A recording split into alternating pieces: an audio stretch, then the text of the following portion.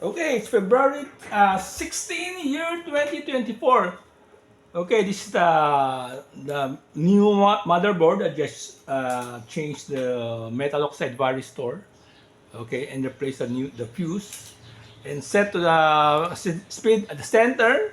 So let's measure the output voltage of the DC motor. And okay,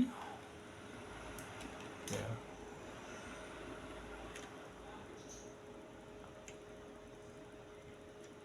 Okay, that's 100 volts. 100 volts at the center. Okay, so set to minimum, a minimum voltage.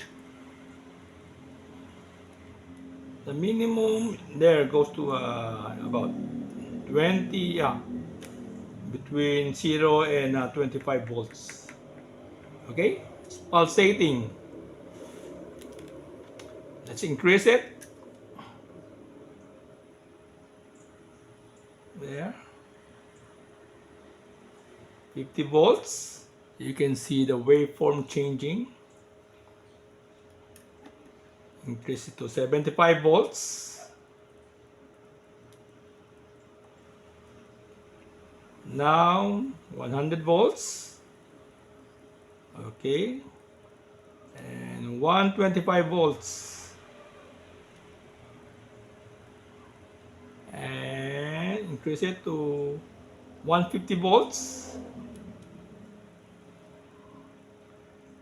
And maximum is 175. Yeah, 175. Okay, so it's now working.